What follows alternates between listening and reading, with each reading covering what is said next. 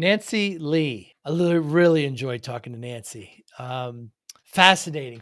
Conflict is a portal to our power. Conflict is a portal to our power. I wonder what that means to you. That's her main kind of phrase, her main saying. We talk about that. I open up, she has like these three strong principles: mindfulness, meditation, and nonviolent communication. She advocates those. We also talk about making a toolkit. She talks about designing a toolkit in the helping leaders to, be able to handle things that happen. We talked about going to rock bottom and, what happens when you come back. Is it a crisis or an opportunity? But it's a fascinating discussion with Nancy about when someone gets stuck in a stalemate with their colleague or their manager. She's a great coach that helps leaders in those areas, but a conflict is a portal to power. Fascinating discussion with Nancy. Really enjoyed it. Thanks for watching and listening.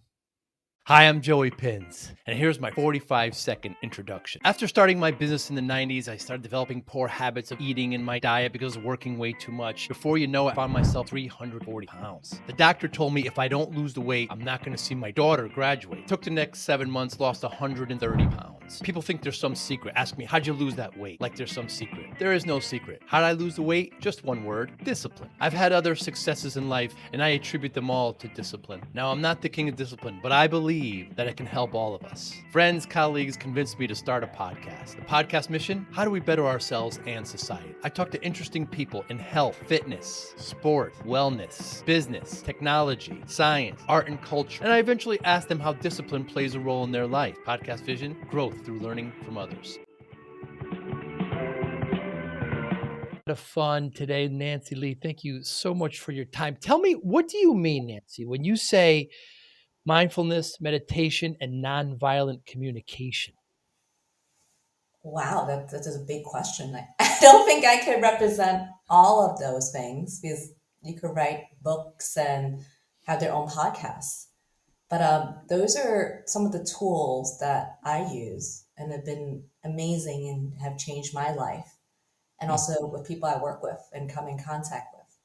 So when I say mindfulness, it's my ability to be aware, right? Oh, wow, that person said that to me. And I noticed like maybe a tightening in my chest, Mm. or maybe a feeling of annoyance or warmth, or maybe a tension in my neck, right? Because depends on how your body is, you store things differently. So that's one aspect of mindfulness.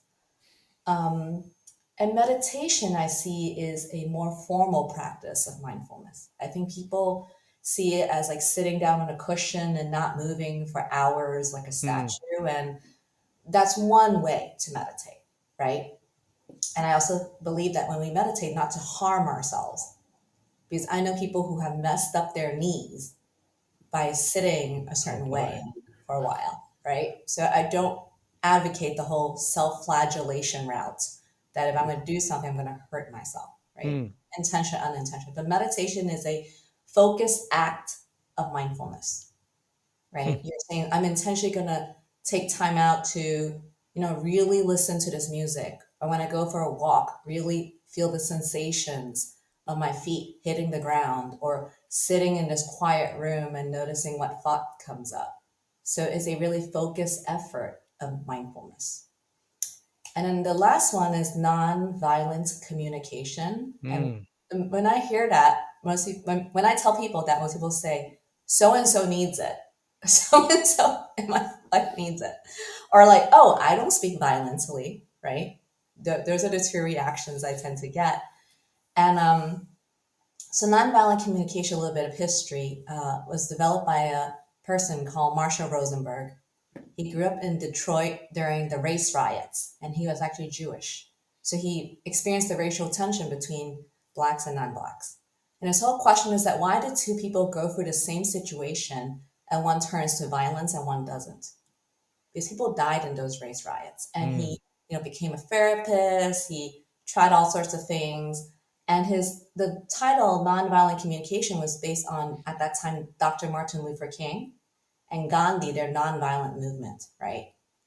Whether it was a civil rights movement or to get the freedom from the British the Indian freedom from the British.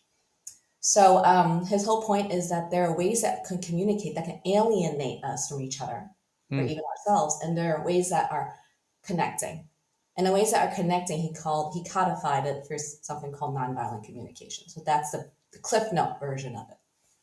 In this fast-paced MSP landscape, how do you stay ahead? Introducing MSPinfluencer.com, your ultimate hub for MSP news, insights, and community connection powered by Forza Dash. More than 75,000 MSPs subscribe to our MSP Influencer Pulse weekly newsletter, staying informed and ahead of industry trends. Tune in to emerging podcasts from Joey Pinz and leading MSP voices, offering essential tips, powerful insights, and success stories. Explore our multi-authored blogs, crafted specifically for MSP leaders, delivering fresh perspectives and actionable strategies. Celebrate excellence with the industry-leading Forza-MSP Influencer Awards, recognizing innovation, leadership, and impact in the MSP community.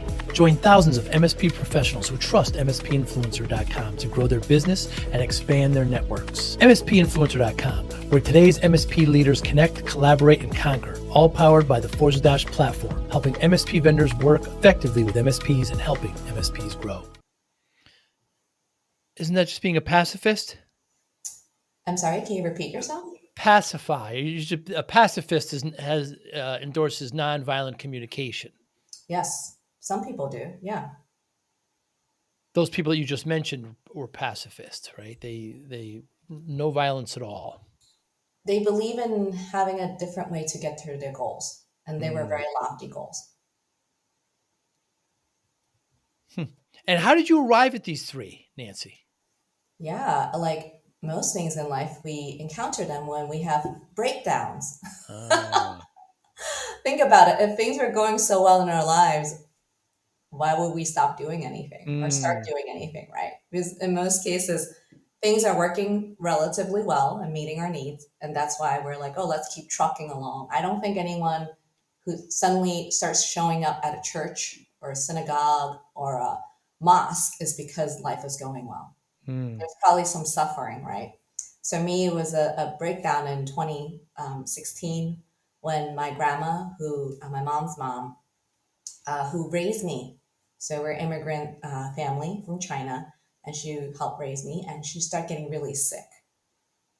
And at that point, I was like, educated, working in corporate job, and I was feeling like I have all the tools to, be an independent and strong person, but the emotions of just encountering this dear, dear person in my life getting sick and all these mental tools I had that got me through, school, got me the gold stars, and also in corporate America got me, a decent paying job and promotions. None of those skills worked. So that's when there's an opening. When there's a breakdown, there's an opening.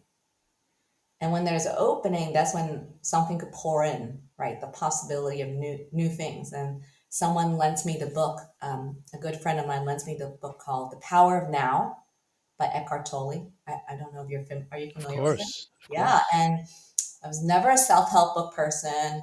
I went to business school, and the closest thing was like 7 Habits of Highly Effective People, or how to make friends and influence people, right? Make friends and influence people. And I was never into those things at all. But my friend saw my suffering when my grandmother was sick, and also I had a concussion that year. I had another relative got sick, cancer that spread to the brain, fell into a coma, and died. So that was 2016 was just a tough year. So she was like, "You need to read this book." And I read the book, and I felt like Eckhart Tolle, the author, lovingly punched me in the face. You know how they say, like, when something resonates so much, I didn't even understand like a quarter of the book, a third of the book, but I was like, wow, like, what is this? And I can't just lose my ego overnight like he did. I think I'm going to try meditation. I'm going to try this. I'm going to try that. I'm going to read this book. I'm going to go to this temple. I'm going to go to this church. I'm going to go to this thing, right? Try this type of therapy. So, yeah. I believe you talk about bottoming out, right? And, kind of, you call it having a fall, I think it's a Chinese character for crisis. Like one minor change turns it into opportunity. I don't know if I had Yes. that correct. But yeah, sometimes it's important for people to kind of bottom out like that so they can rise up and find their new path. Yeah, I think that's like the model that we hear of, right? Like whether it's addiction or maybe Mm, burnout, right? And I would love to live in a world actually where we are surrounded by people who already have, healthy ways of relating to themselves and others, that we don't need bottoming out to then mm, change, because we see what good looks like, right? And we have like intentional conversations and being with each other in certain ways that model it, that isn't scary, right? For example, difficult conversations. How many of us put off things that we're afraid of bringing up to people we really care about, or when the stakes are high at work, right? And then when we do it, it's like such a chore. It's like mm. adrenaline's rushing, our neck is tightening, the stomach is like, ooh, knotted up, and we can't go to sleep well at nights. So, what if there were ways that we saw how people deal with these things and it wasn't seen as like a big trial that we should go through? So, anyway, that's what I would love to see in the world. And then we I could would do, as well. I would love to have people osmose it, just Mm, bring it inside. that would be nice. Nancy, you talk about you help leaders build a toolkit. You focus on this term toolkit a lot. Let's talk about it. Yeah. So my analogy is this: if you were a kid about to go to your school field trip, to have an amazing time, you need to pack your book bag, right? You're going to put like your food, your lunch, snack, water, maybe some toys or books, right? So do you have a great time? And if you're an adult and you're traveling, you're going to pack your suitcase to get on that plane. And so you're not like not brushing your teeth for like 10 days. So, how about when we know that there's difficult situations, it's going to happen in our life sooner or later, whether at work or personally? How come we don't have a toolkit? Hmm. How come we feel like we can wing it, right? Like the Nike logo slogan, just do it. Okay, great.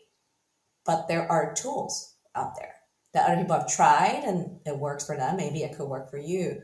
So, why are we not more intentional about approaching difficult situations? Because you wouldn't send your kid to the field trip if you have a child in your life. Like, oh, just go have fun at the field trip and then equip them with nothing. Where did you arrive at this toolkit? It's interesting. It's a set of rules. Define it a little bit more. Yeah. How do you explain it? I don't believe in rules. So I believe in everybody is different and you need to find what works for you, right? So what works for John might not work for Joe. What works for Mary may not work for Susan. So I encourage when I work with people to put on their scientific lab coat, if that's the analogy that works for you, or your detective Sherlock Holmes detective hats, right? And start getting curious. And I'm going to offer you certain things, some tools, and you're going to be like, that was so amazing. It really helped me. Or like, Nancy, that really sucked. That crossed the line, right? That is not what I want. And then you get to figure out what works for you. Hmm. So the tool, what I have principles behind my tool kit building. Yes. So the first principle, and the way I construct principle, the more X you have, the more Y you have. Hmm. Kind of like equation. The more of you have more X, you have more Y. So the first is that the more you connect your mind to your body, the more you reduce your anxiety. Hmm. Because think about it, how many times we go into a situation and we're like, oh, there's an issue. And then we start thinking about it. We start like making up a strategy or anticipating what the other person's going to say or their rebuttal. And then we're like, oh, let me make sure my presentation or my conversation include these elements, right? So we, play it out in our mind and we're like, we have a plan. Okay, great. So maybe you scheduled a meeting or you tell your friend or partner, let's talk, right? So if you already have your plan and you already thought it out, why are you still thinking about it 4 hours later? Hmm. Why are you still thinking about it 8 hours later? Why are you still thinking about the next day? If you already have this amazing plan that use all the beautiful skills of your mind, including imagination, projection, strategy, you know.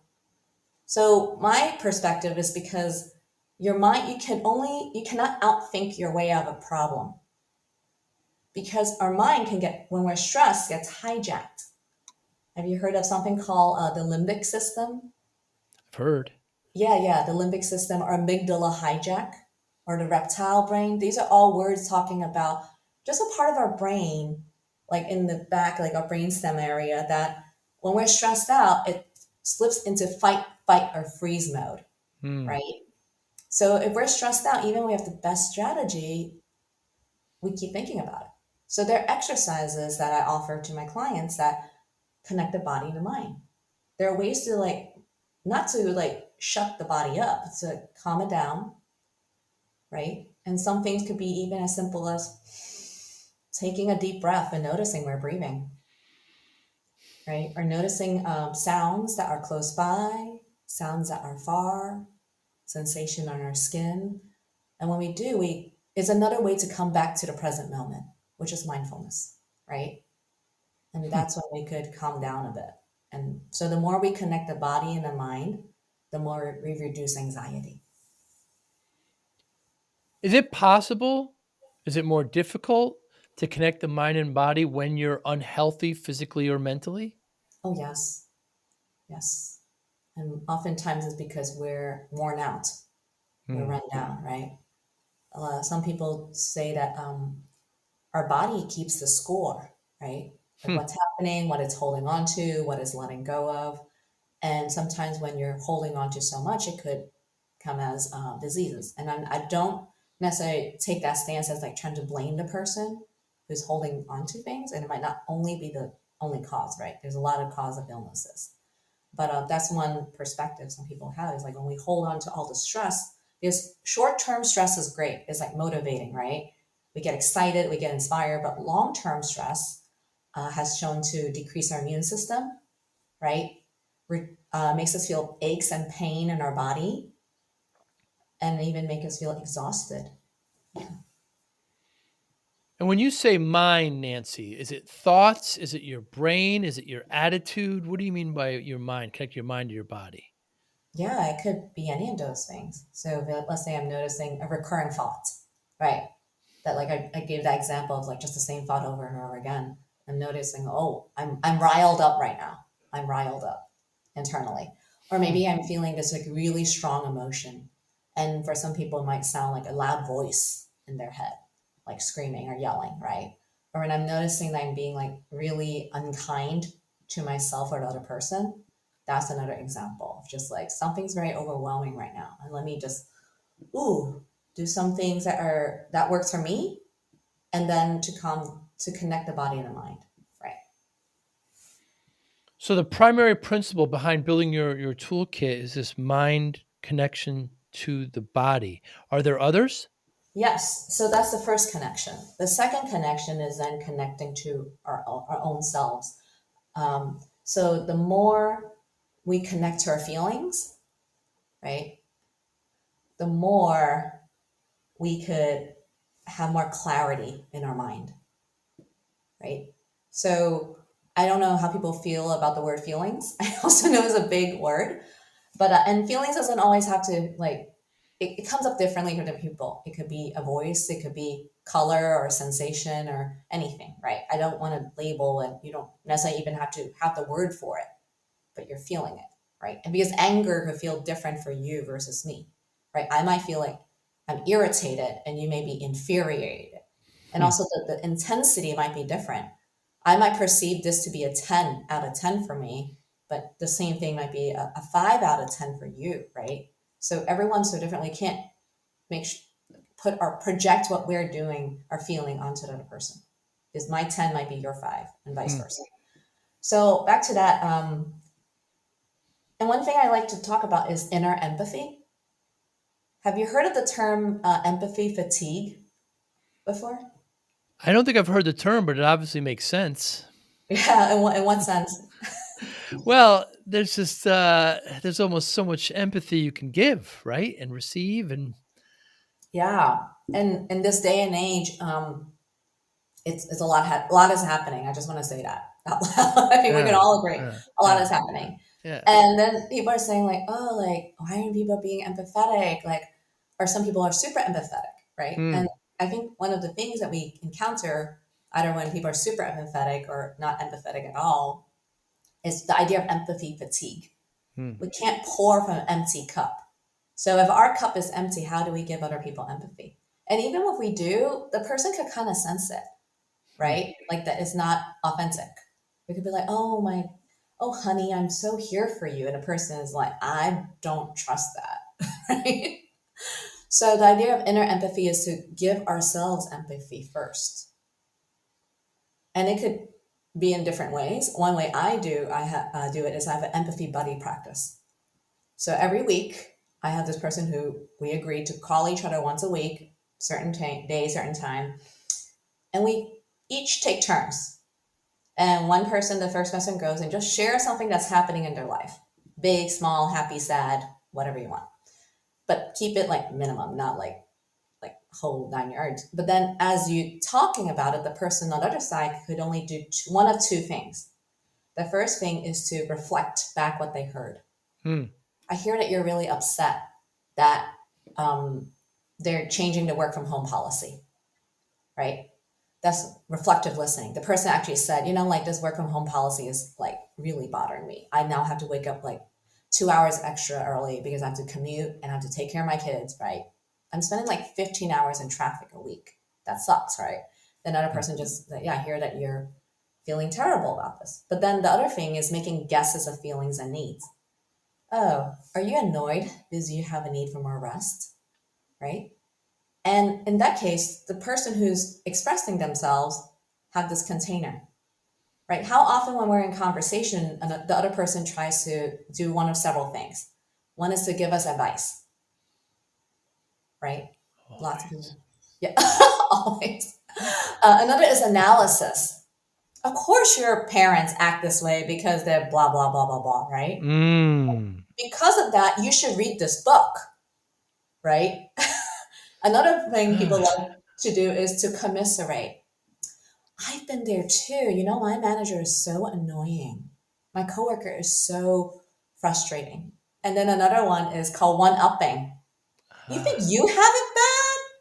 You think you were like walking up this hill to get to school in the snow? Well, I did it with like no shoes and both ways and and with a dog chasing my at my heel every day, right?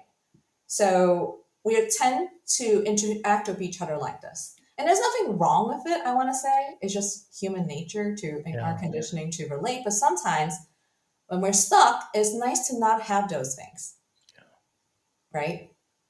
And it's just nice to have someone say, oh, you're just telling me you have a tough day. Maybe you just need some more spaciousness, or maybe consideration. Maybe you just need some more respect. Did I, Appreciation.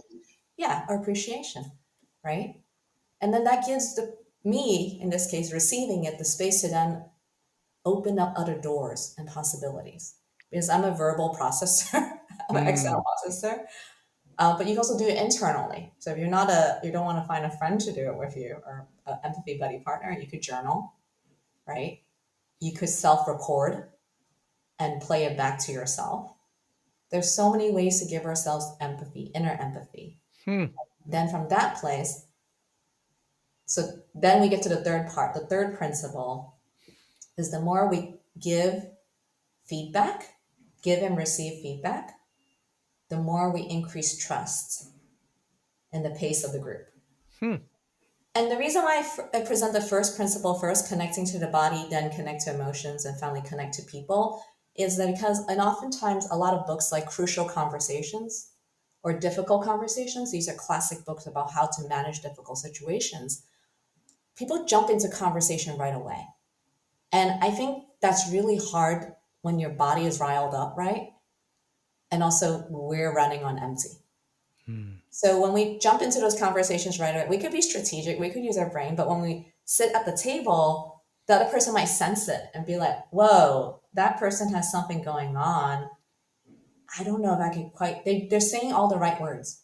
Hmm. They want partnership, they want collaboration, they want to make sure we all swim in the right direction, but I can't put my finger on it, I just can't really fully trust it. I don't know if you ever experienced that, but that's because I think the person's jumping to external connection first versus connecting with themselves. So that's my theory and my hypothesis, and I stand by it.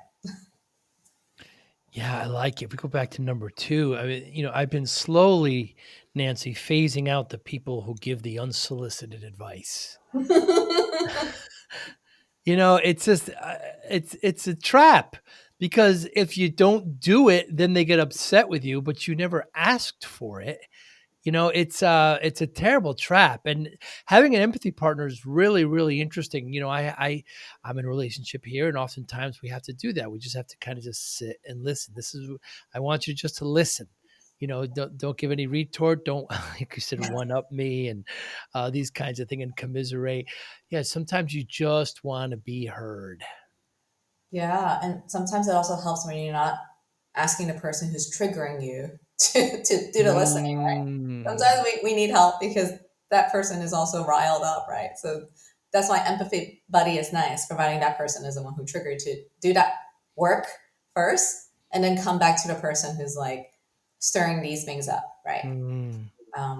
Because we would love it to be our partner or our friends and spouses to beat up everything for us, but it's also sometimes impossible, right? We need other people too. It's wonderful. Those are very 3 really, really cool and profound principles, Thank you. all behind the toolkit there. I could see how each of them could be applicable. I heard you say that you came to the country with like $400, Nancy, right? So you're an immigrant. No, I mean, how did my parents did not come with the money, but yeah, my parents are immigrants, not me. I was born and raised in the U.S. I say I had that wrong? They Yes. had I'd say. I'm son of immigrants too. How does that shape what you did when you pursued your education, when you try to live your life? What is it How does being son of or daughter of immigrants shape you? Yeah, and thanks for sharing that you're also a son of an immigrant. So I would love to hear that question, the answer from you too. So for me, it's shaping in so many ways. First is that the perspective of like being part of two different worlds. In my case, is Chinese world and the American world. So my parents left China because of the Cultural Revolution and communism, and a lot of people are starving to death. Hmm. So my great uncle sponsor. It was very interesting actually. My great uncle, I don't know how he got this gig, but during World War II, even though he's a Chinese citizen, he worked as a cook Hmm. on Navy ships, naval ships, and he was cooking because people have to eat. So he was cooking, and he actually saw naval ships sink, and people he knew on it also Wow. passed. And after World War II, he actually was able to become a U.S. citizen because of his service. And then he was able to sponsor my dad, who is his nephew, and that's how my family is now in Brooklyn, New York. So growing up, I was confused actually most of the time because there's this Chinese culture and heritage, but it seems so like strict and very hierarchical, Hmm. and I don't understand all of it. I speak fluent Cantonese, but I can't read or write, and I wasn't born in the culture, so I didn't speak English till I went to elementary school and was in ESL class, English as Wow. second language class. But when I got to American school, I was so confused because like, why is there so much freedom? How come kids could talk back? How come we could like express ourselves? So it felt like caught in between two spaces. I Hmm. wasn't American enough in America. People have made fun of me because, I don't speak English well or my eyes look a certain way as a child. And then, but when I was in Asia and Hong Kong and southern China, where my family are, people take a look at me, and without me opening my mouth, they know I'm not from there Wow. because of the way I dress, the way my body shape is, the way I carry myself. So it's like interesting. So it took me actually a long time to then get to a place where from feeling lost and confused to then say, I get to take the best of both worlds. There's some aspects I love about Chinese culture, about the community, the focus on family, just the amount of care, physical caregiving we give to each other. And there's something I love about American culture, the freedom, the expression, right? sometimes getting in touch with her feelings and being loud. I could combine the best of both worlds, but it took me a long time to get there. But it also allows me to have different perspective, right? It's not just one thing. So that's what I think the biggest gift I've gotten out of being a child of immigrant. How about you? My father's from Italy, very poor, and my mother's from Nova Scotia. They met in New York City and had me, and then went off to the suburbs. But yeah, it's very different. When my father tells me that he got his first pair of shoes when he was 12, it was tough for him to relate to anything, that was that's here in the States. We had cable television and microwave ovens, etc. So um, it was tough to kind of navigate that, but I think I'm the better for it, Nancy. How about you?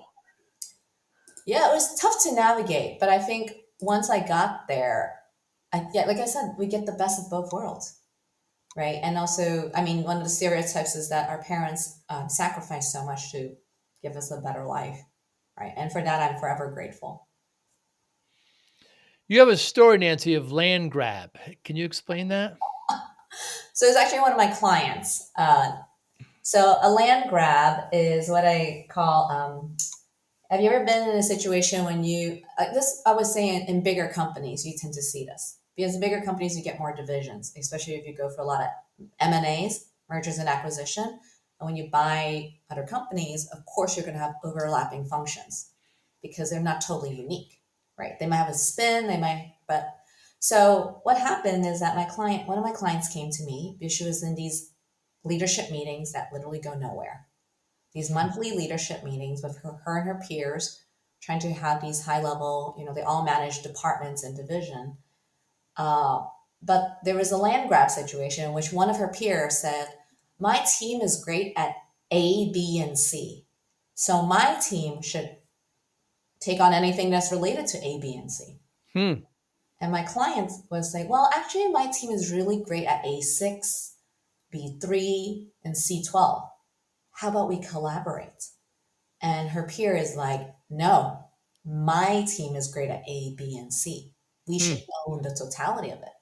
So she went through just months and months of these meetings because they're once a month and just feeling like getting nowhere.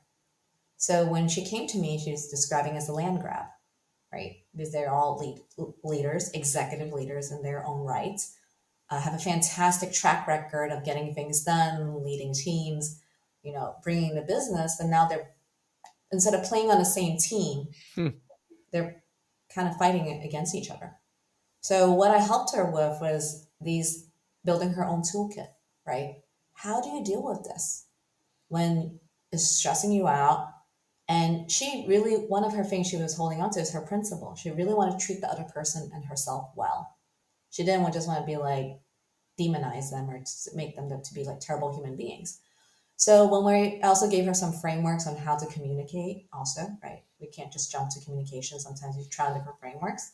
And at the end, she was able to change this relationship that was antagonistic, this land grab situation, to then say, well, yeah, let's have these conversation about where is the business going and where do we fit each of our teams.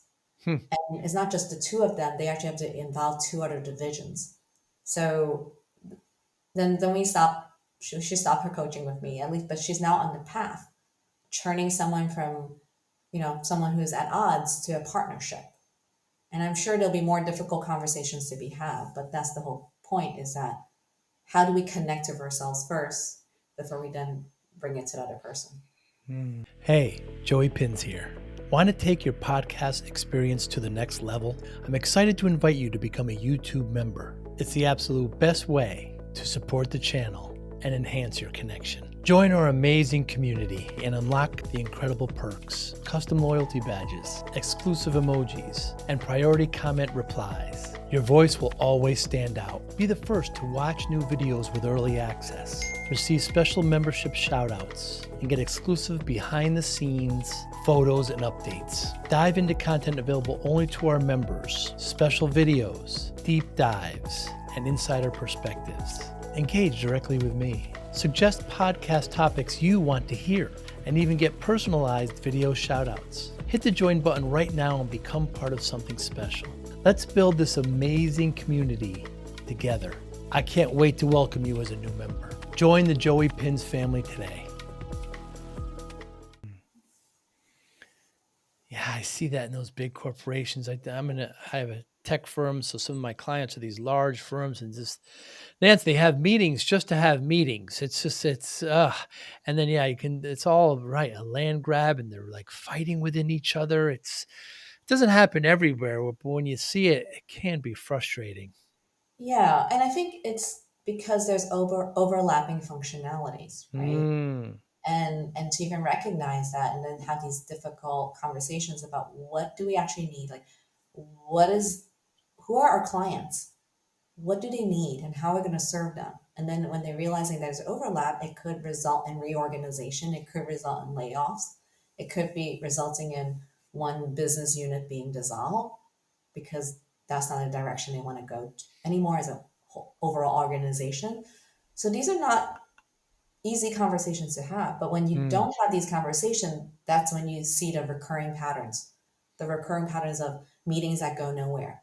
Because everyone is on some level a bit fearful what's going to happen to their role and their team, right? When you coach somebody, Nancy, and they're kind of stuck in a stalemate along these same lines, when they're kind of stuck in a stalemate with, a colleague or a manager, how do you help them?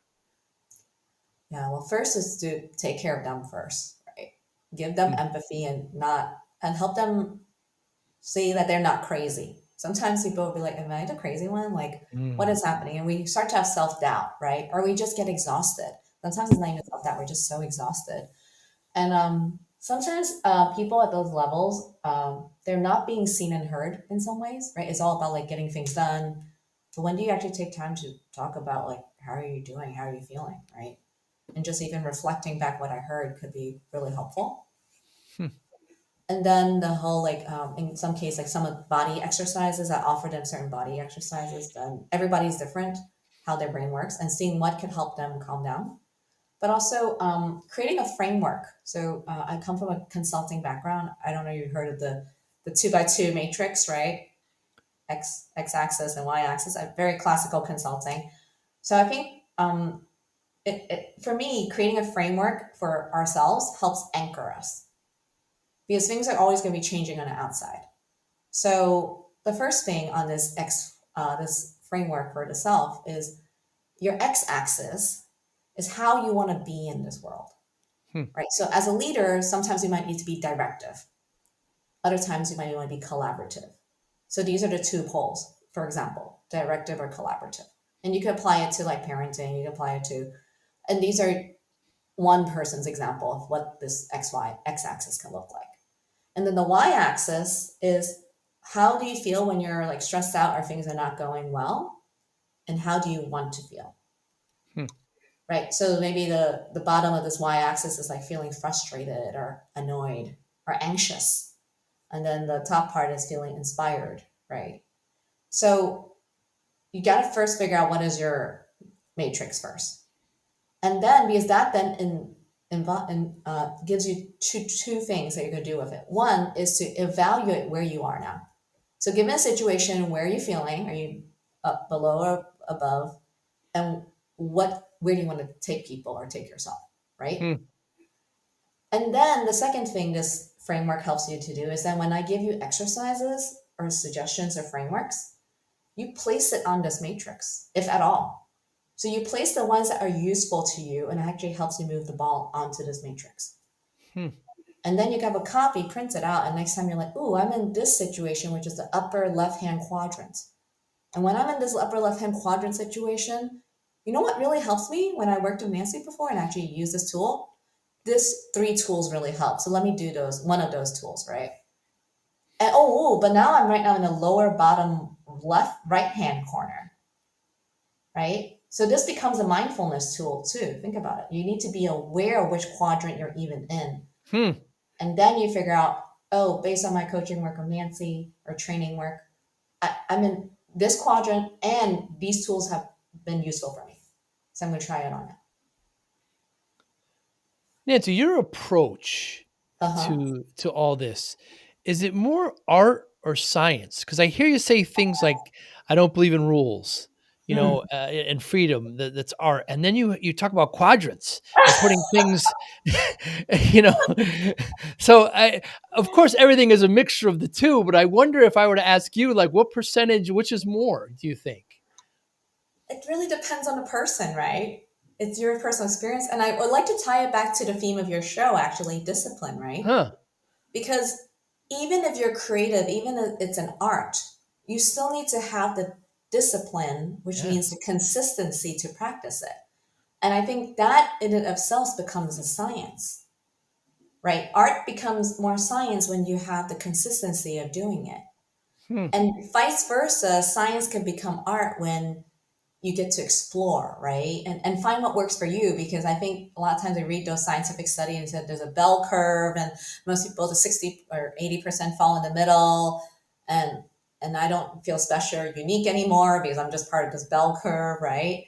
But you got to find what works for you. So it's both and yes and. Do you play any musical instruments? Used to play the piano when I was young, but I stopped. Hmm. Why? I'm just wondering. It's fascinating to me. I When you said that I don't believe in rules, that's very to me. That's very artistic. It's very Yeah. Well, I that believe in agreements.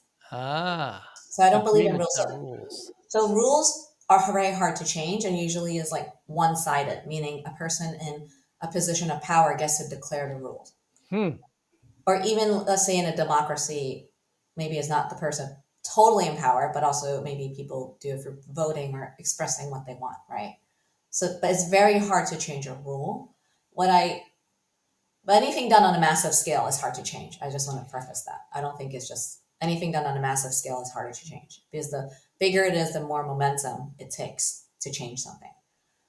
But agreements are something that we agree upon. Like I understand what you're needing. Maybe Joe, you need appreciation, you need warmth, you need stability. Making it up. But I need excitement. I need adventure, Hmm. right? And I need fun. So when we put the needs on the table, then we make agreements that could meet both of our needs. Maybe we can have a certain way that we run our meetings, Joe, but I get to bring in a fun way to do an icebreaker every time, right? Or maybe like at the end of our meetings, we could do some appreciation of each other, right? Or what we just appreciate about this meeting, right? So I think when we put the needs on the table, that's when we get to agreements. And then agreements could change because when it's no longer meeting my needs or my needs has changed, I'd be like, hey, Joe, I no longer feel the need to like have fun. Actually, I really want to be super efficient. Hmm. I want to be super effective. I don't want to waste time anymore. Right. And then you could say, like, oh, yeah, I agree. Or like, Nancy, I kind of enjoy these icebreakers. Can we like shorten it to 5 minutes instead of 10? Right. So it's a dialogue. So I think agreements for me are more in dialogue, while rules tend to be more monologues. Hmm. Nancy, who said conflict is a portal to power? Yeah, I said that. I was using it for a while. So yeah. How did it land with you when you read that? Some people avoid conflict at all costs. Some people enjoy it. Some people kind of drive it. I think there's a healthy in between, of course. But I think good people can disagree. Yes. All too often in our current society, we don't see that a lot. We see people kind of digging in. So how did you come up with it, and why do you stand by it? So yeah, I the way I came by it was I was having a family situation where I had a family medical emergency. And I find myself defaulting to a childhood role Hmm. called the translator, an unofficially fixer, translator slash fixer. Because to this day, my parents speak little to no English. So even at a young age, when I started speaking English, I was their translator for a lot of basic things. So what got difficult in this medical situation was that I find myself defaulting to this role, but I actually didn't want to do it. And And also there were communication gaps in my family because Hmm. we have very different styles, right? So at one point, I got my empathy, and it got really clear for me, like for me to be a translator, well, I need certain things. I need for us to not be so estranged and actually have communication. And so I made a request, actually requested it. And in making that request, it changed my role. It transformed my role to someone who I just default into a translator to now like, oh, I can make a request. I would also first want to say when you make a request, that doesn't mean that person actually does it. That's called Hmm. demand. Demand, right? Demand is that you have to do it. Request is like I will. It would really meet my needs if you do it. And the thing is that even if they don't meet my needs, I'm breaking a pattern. I'm breaking a pattern of not telling them what I need. Wow. And when we do that, it shifts our roles, right? So, and that was my one of the times that I felt like I was in an inner conflict and an external conflict, and I walked through it in a totally different way.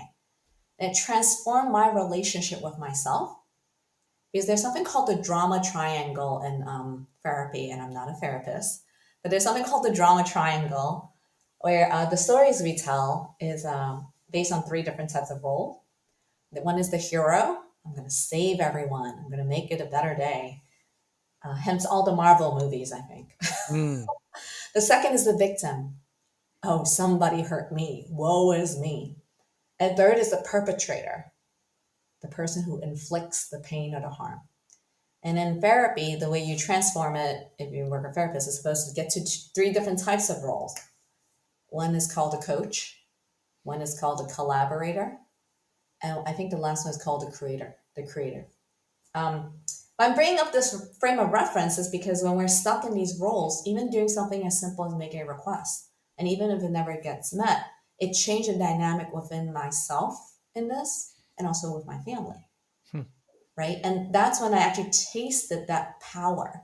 I actually think a lot of times we avoid conflict because we're afraid that we're going to either lose power, lose even more power, and get like taken advantage of sometimes, right? Or maybe we won't be liked, which is another currency of power, right? But when we're able to walk for it in a totally different way, where we don't have to resent ourselves or the other person, it changes that relationship with conflict that we get to step into our power. But what I want in the world is not just only for one person in a conflict to step into their power. I want all people. Hmm. So that means if you and I have a conflict, Joe, with a lot of support and empathy perhaps and taking care of myself, I could then, Joe, like we're butting heads. Hmm. I'm really curious, like what's going on for you. I'm willing to listen to you for 5 minutes. Can you share? Right? And you might go on and maybe throw some choice words at me. But if I'm like censored in myself, I'll be like, wow, Joe's really suffering and he thinks I'm causing his suffering, but I'm not quite sure. And then I might like make sure I really heard you. Joe, I heard like I've been a terrible person to you. And then you might have some spaciousness later on. And then I could be like, Joe, can I share what's going on for me? Hmm. And then say, like, I had no idea I was hurting you. I actually wanted to get to the place as soon as possible. I didn't realize that you had certain needs that were not taken care Nancy, has there been anything in recent history in the last month or so that you changed your mind on? of. Change my mind on. There is such a thing as too much self development. Ah. I think it's good to take a break. I think a lot of times we want progress and effectiveness and efficiency like yesterday. And I think for me right now is like there's just times you need to take a break.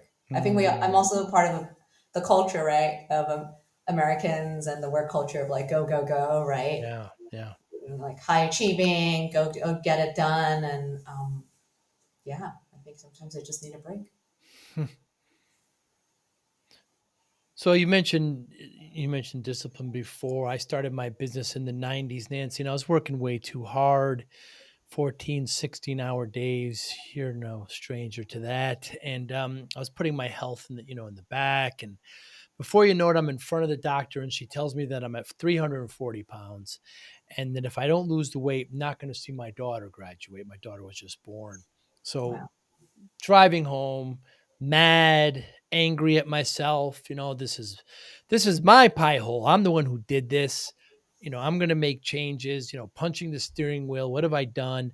So I spent the next 6 7 months, lost about 130 pounds, kept it off. You can't look at it as like a finishing line. You have to make lifelong changes. And to this day, Nancy, I still feel at times that 340-pound person inside me trying to break out. You know, Mm. it's still there, and when I tell people this, I always get to say, what's your secret, what you do? And there's no secret. The discipline, that's how I got it. I kept it off, focus, willpower, motivation. How does discipline play a role in your life, Nancy Lee? Yeah, that's so interesting. Actually, when I was reading about your podcast, the first thing I actually would love to even share is that the word discipline can be triggering, Mm, right? Especially if we come from backgrounds where discipline meant, a child being smacked or, by a parent. So mm, I thought it was interesting. But I also thought of discipline as in like, there's like discipline where it's like, oh, I gotta do it, like grit my teeth, like 2 a.m. or like 2 p.m. every day. I have to go for like a 5 mile run, right? mm, mm, Or else I failed, right? So I think discipline can be very harsh and could also set the bar up for failure. Because if I don't do it all the time, if I, don't meet my goals, then I'm a loser, I'm a failure, and I get crushed, right? So I think for me, discipline means I want to do discipline in a way that's not about like, again, I think I said self-flagellation multiple times now, not about beating myself up because I'm human. And so another idea that brings into discipline is parts. There's the idea that some people believe there's like one true self, which is great. But my thing is that I believe there's multiple parts of us. So have you ever heard like, oh, you just said you had a part that was you, that's the person who's 340 pounds, right? right. And then you ever think about like, there are times when you're like, oh, my head wants this, but my heart wants that. So that's Mm, a different part. So when it comes to discipline, I want my parts to have a conversation and an agreement with each other. Because if it's the harsh discipline that I first talk about, it's just basically one part dominating. And even if you give a more extreme case, even bullying the other parts to come along, hmm. right? And some parts will play, yeah, I'll be like, okay, I'm gonna get towards it. But then at some point they might be like, no, revolution, we're gonna overthrow this bully, right?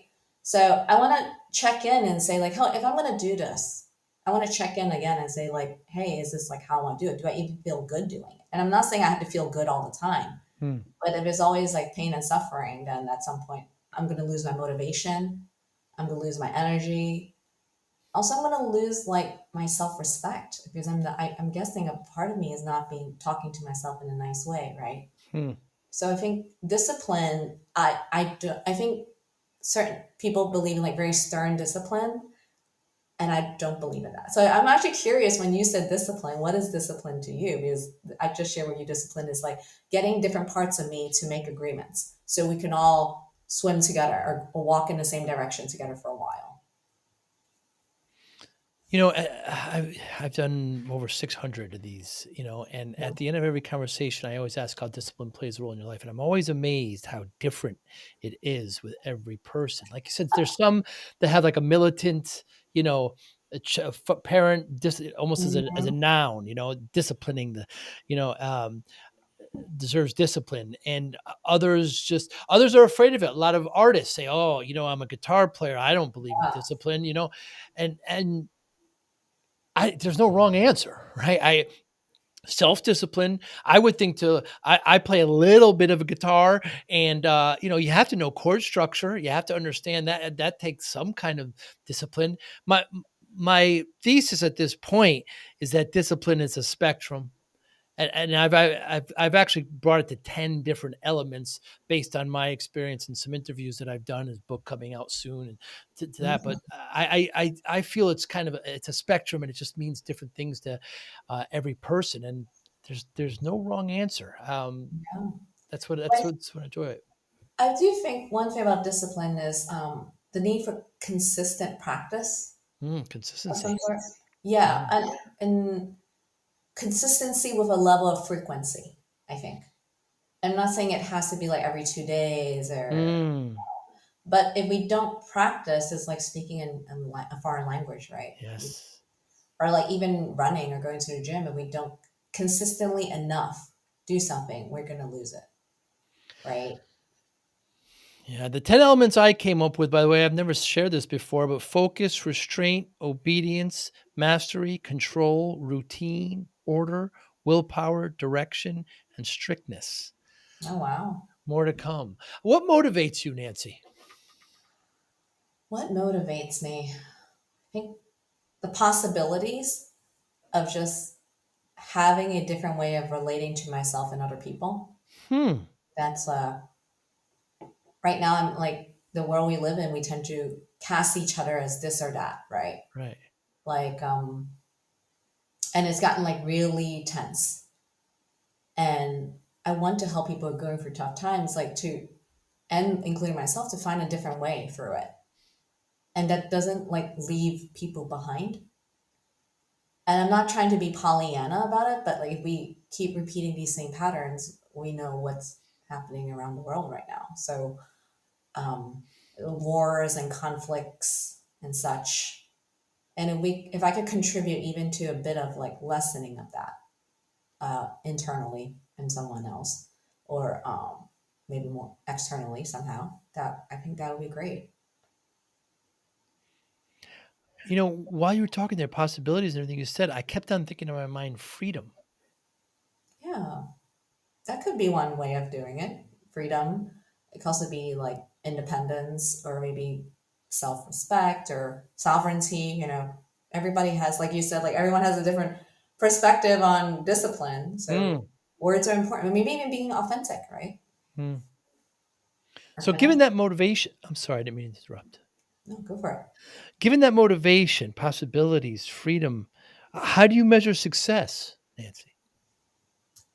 Yeah. I mean, one level, if you're going to run a successful business, you have to measure success on number of clients Mm. and the dollars you make and all these things on the external side. And it is important. I'm not, we live in a world where we need resources, and that's a way to get resources. Another way is the interpersonal, just seeing the impact or hearing how people are speaking differently in that moment, because I'm not with them all the time, right? Mm. In that moment, even the way that they're sharing their story changes, or how they like the experience that they had, like when they reflect on it, it's like, oh, I feel like more expansive, or I feel like I could trust myself more. That's really beautiful to witness. Mm. Or I have more courage now to go after what I need. Or I know this is going to be a really difficult journey, but yeah, I feel less alone. And that's already really beautiful. And then another thing is my internal compass, right? How do I feel? And of course, I will have my bad days too. I'm human. We're all human. But in general, like, do I feel nourished? Do I feel warmed by this? Or do I just feel like I'm checking off a box and I'm just going after the gold stars again? Because Mm. again, I was an A student. So that I also have very strong training to go after gold stars. Right? But if that's the only, that's the biggest part of me, then I know it's time to take a step back. Because whenever that part of me is the one in the driving seat, I need to like slow down and be like, that is all important to get those gold stars, to get those clients, to get the money, to get booked as a speaker. But there's also other things that I think are really, really important to me too, and for other people. Impact. Yeah. How do you like doing the podcast, Nancy? You're really good at it. Thank you. I think there's magic in being with other people. Mm. I really enjoy being with other people and hearing their perspectives and sharing mine and seeing what resonates. And I have to tell you, like, when people share something that doesn't work for them, when I talk about it or does, it then makes me evaluate, oh, like, why is it not working, right? Or what made it so disconnecting? So, yeah. So are you suggesting I should start my own podcast? Well, I've heard you interview people, so Okay. yeah, I think you're really good at it. But you're also really good at this side as well. Who? So tell me, what kind of people? Who won't you coach? Who won't you work with?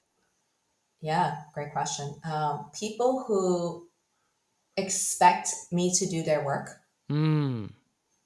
meaning like, just give me the framework, just give me the 7-step program. There is no 7-step program. There's no order. I mean, depending on where you are and where I think things will pop up, I'll make offerings to you, but there's not like, do this and do that, do that. It's not formulaic. People who are extremists in any ideology, left, right, top down, um, thinking that certain people are not worthy of being human, or only certain people worthy of being human. That's the flip side of extremism. Will not work with them. Hmm. People who think they have no time. Hmm. And I think that's also another thing. The analogy I use is that, like, I understand you want to drive down this freeway, you want to get to your appointment as soon as possible, but it's the summer and you're driving and the mosquitoes are just insane and you're getting like mosquito splatters like every 2 seconds on your windshield and it's a massacre, right? And you can barely see right now. So I'm telling you, can you pull aside and let's clean off your window? And then you could drive again. And if you're like, nope, I don't want to pull aside, I want to go ASAP, then I'm like, you keep going. Because if you want like impact after 1 or 2 meetings, no, you need at least like 10 sessions with me minimum, right? Um, yeah. And also people who want like answers, because I think coaching is interesting. Coaching is a word now. A lot of people use it in different ways. It's like almost akin to like giving advice, which is actually consulting. Hmm. So you look at the grid again, back to the matrices I talked about. That is one like, where do you focus on, the past or the present future? And then on the top, that's the x-axis, and the y-axis, like, do you tell them what to do or do you ask questions, Hmm. right? So you focus on the past, and you tell people what to do, or a combination thereof. So the 4 quadrants are therapist, mentor, coach, and consultant. Hmm. The coach is actually focused on the present, future, and they ask questions. So nowadays, I think a lot of people think coaches are like, just they tell me what to do. And I'm like, that's actually the consultant quadrant. But the modern day lingo is getting a little bit confusing. Yeah. Yeah, it certainly is. I get to talk to a lot of therapists and coaches. And when I ask what the difference is, I have found that therapists look back and coaches look Yes. forward. I think Yes. that's similar to what you just said. Yes. But if something comes up from their childhood, is not like, it's just not to, for me, it's unethical of me to dive into it deeper. It's just to Right. acknowledge that it's there. And it does have an impact on where they are now, but not to dive deeper, but to acknowledge it's there. And people sometimes just want to be seen and heard. Yeah. Want to show your love for discipline, inspiration, and the Joey Pinz podcast? Now's your chance. Introducing the brand new Joey Pinz merch store, where style meets discipline. Choose from premium apparel, cozy hoodies, stylish hats, durable bags, and your new favorite coffee mug, all featuring the iconic Joey Pinz logo. Perfect for podcast fans, discipline enthusiasts, or as unique gifts for friends and family. Every purchase supports the Joey Pinz Discipline Conversations podcast, helping us continue to inspire greatness and promote positive change. Visit joeypins.com/store today and wear your discipline proudly. Joey Pinz merch. Wear it, share it, and live it. Well, Nancy Lee, I love what you're doing. I love how you're helping people. Your principles are really, really interesting, and I absolutely love it. I'm so glad we talked today. Anybody listening or watching, how can they get in touch with you? Yes. So you have show notes and the links to my website, which I will not spell on my website. You could come check me out and subscribe to my newsletter.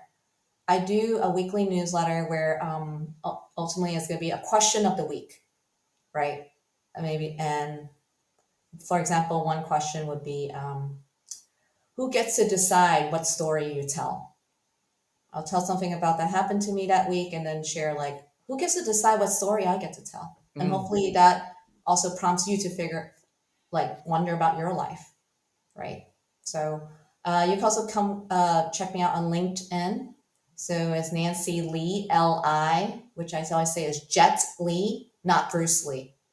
If any of Ah, the martial arts film fans, yes. Bruce Lee is Lee. I'm an Li, even though they're the same character in Chinese. It's just a romanization is different. Interesting. So Nancy Lee, Philadelphia, type in because there's many Nancy Lees. I'm not the only one. And I would love to hear from you if anything from this podcast resonated with you, if you want to hear more. And I'm also getting into public speaking. I'm working on a speech right now.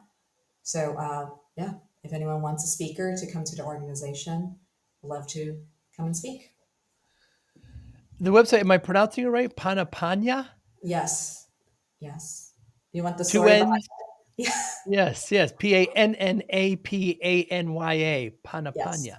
So that name came up because Panna means wisdom or knowledge in Pali, which is the ancient language of India before Sanskrit. Hmm. So, and then Panya, Panya, means bakery in Japanese. So I studied Japanese in high school and college. I went to my first silent meditation retreat, and the guy kept saying Panya, Panya, and I was like, wait, bakery? Like, no, he kept saying wisdom, wisdom, and Pali, and it just stuck with me because in every language there's something called automatopoeias, right? So like a dog goes woof woof, a cat goes meow meow, and even in Chinese and Russian or Spanish, there's equivalent, right? Every animal makes a repeating noise. I don't know why, regardless of where you are. So for me, it just embodied that, I don't know, that playfulness of an automatopoeia, but then the idea of wisdom and bakery. And it's a bit hard to spell, but it's the internet. You can look me up very easily. So if you want to find me, I'm not going to change my website. Good for you. My last name Panone Yes. Panone in Italian Yeah. means pane means bread and Yes. one so it means large. So I think my ancestors were grainers. I'm not sure, but it's Oh, similar. It's similar to pana. Well, yeah. that was wisdom, grain. I wonder. Yeah, but panna, and also there's panna cotta in in Italian dessert, right? And Oh, of that's, course it is. I Panna think it's also like cream. Is that Yes, the it has a case? And cream as then well.